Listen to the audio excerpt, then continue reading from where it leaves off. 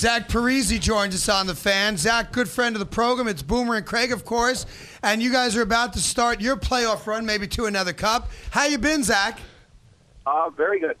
Things are going good right now. We're just going to practice and then flying out this afternoon and going to start the series against Florida. You know, Zach, you guys had an unbelievable season, 102 points, and you really turned it on late in the season. And listen, from my perspective, I know it's not from yours because every game's a tough game.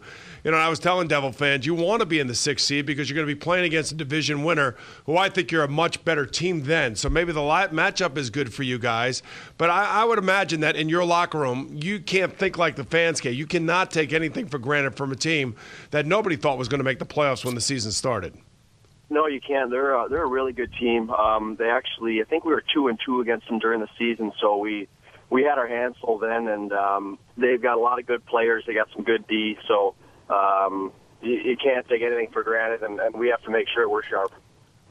You know, the interesting thing about your team is that, you know, kind of flying under the radar with the Rangers' success this year, but you and the Rangers had unbelievable battles, and I got to believe that in the back of your guys' mind, even though I know it's one game at a time, that a second-round matchup with the Rangers would be unbelievable for the hockey people around here. It would be. I've played against them twice in the playoffs, and you know, the atmosphere in the arenas and just around is awesome when it's a Devils-Rangers matchup. But we got to get out of the first round. That's something we've struggled with the last few years, so we got to make sure that we're just focused on Florida right now. Zach Parise joins us. Zach, obviously, as you know, I'm not as big a hockey guy by a long stretch that Boomer is, but I appreciate greatness. You know, and we're blessed in this town to see a guy like Derek Jeter play every day. You know, Mariano Rivera, as far as from a baseball standpoint. We're watching this amazing career of Eli Manning unfold before our eyes. But you get to play every single day with a guy that, even umpteen years into his career, is still got to be thought of today as one of the top 3-4 goalies, if not better than that, in the league. And I wonder if it's sometimes you take that for granted, what Brodeur brings there, or if you ever find yourself, even at the level you play, amazed by what Marty Brodeur still does. There definitely are some things that he does and some saves that he makes that amaze everybody still. And I think he's played really well as of late.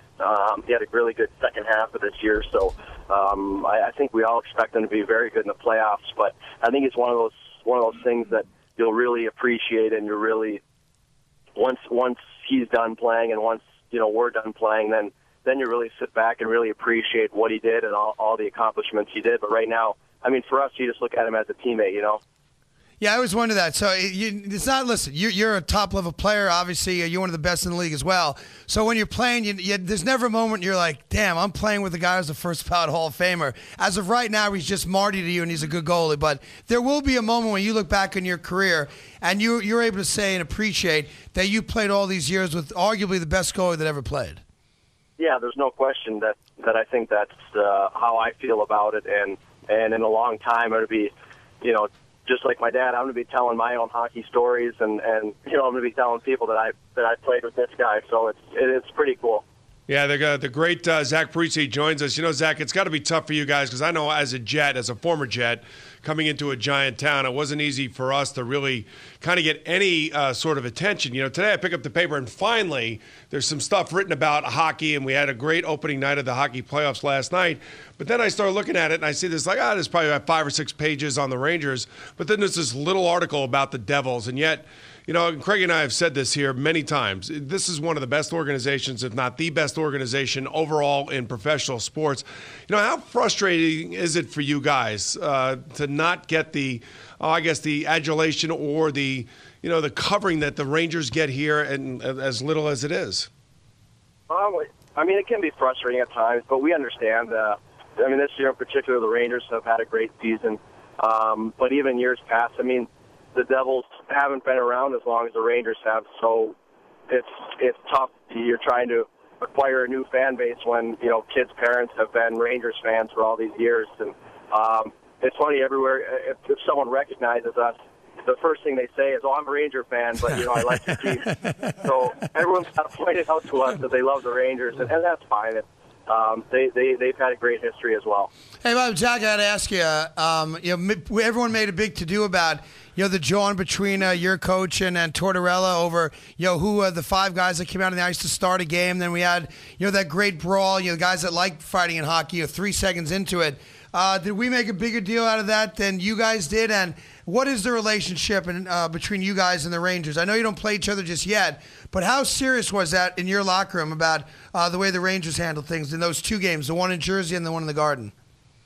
You know what? We understand it's part of the game, and both coaches, the visiting coach has their choice of who they want to put out, and then the home coach can match who they want to put out. So, both teams did it, and it just was a little more. That last time it was a little more over the top, but you got to give credit to those guys. They did a great job on both sides, and I thought the building was going to collapse. It was so loud in there after those fights. And, I mean, we love what those guys do, and we hope they keep the fighting in the game. Well, Zach, listen, we're both big fans of yours. The only time Boomer ever rocked a Parise jersey was when you were representing the red, white, and blue. That's right. Outside of that, the red, white, and blue would be the Esiason States of America jersey. He knows what I'm talking about. Well, maybe next year I'll get another red, white, and blue jersey. You never know. Zach, as you enter into your free agency season, listen, have a great playoffs. I wish you the very best, and hopefully the Rangers and the Devils will meet at least in round 2, maybe even round 3. You never know. But anyway, good luck to you. Yeah, thanks, guys, for having me. All right, be well, Zach. Thanks for the time, kiddo. Zach Parise, of course, the New Jersey another guy. Devils. I don't follow them as much, but obviously know a lot about him. But he's another guy, like Ryan Callahan. These guys are so easy to root for. He's the captain of the Devils. He wears that C proudly, and he plays like a captain should play.